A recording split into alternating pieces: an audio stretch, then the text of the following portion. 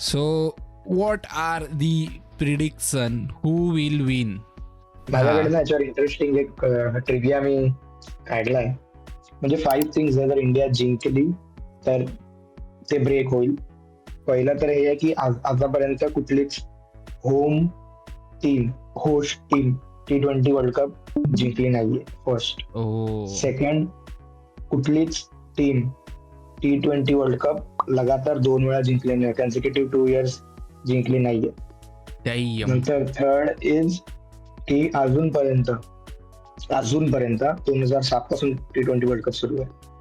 अजूनपर्यंत इंडियाने न्यूझीलंड समोर एकही विजय जिंकला म्हणजे एकदाही जिंकली नाहीये इंडिया न्यूझीलंड समोर T20 वर्ल्ड कप मध्ये.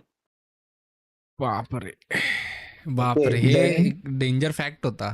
फोर्थ इज न्यूझीलंड आहे ना 2 वेळा ICC ट्रॉफी जिंकली, 2 वेळा, फक्त 2 वेळा. आणि गेस कर ती 2 वेळा कोणासमोर जिंकली? इंडिया समोर. ओय फक, स्टार्ट करो. 2 वेळा जिंकली आणि 2 वेळा इंडिया समोर जिंकली. आणि फिफ्थ आणि द मोस्ट इम्पॉर्टंट थिंग की इंडिया ची फायनल नरेंद्र मोदी स्टेडियम मध्ये आहे. आणि लास्ट ICCच्या 30 मॅचेस ज्या इंडियाच्या झाल्या त्या इंडिया त्यातून फक्त 2 मॅचेस हरली.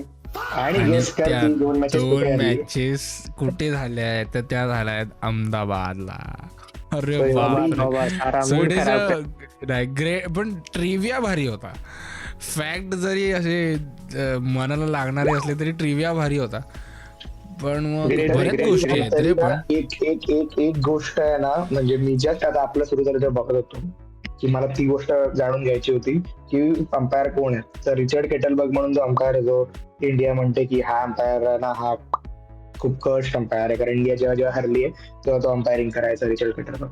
सो मी तेच बघत होतो. तर आता मला ती न्यूज मिळाली आहे की बूस्ट फॉर इंडिया, कारण Richard Kettleborough misses on the duty. Richard Kettleborough निदान नाही आहे. सो एक एक आपल्याकडे आलंय जरा. चांगलं आहे.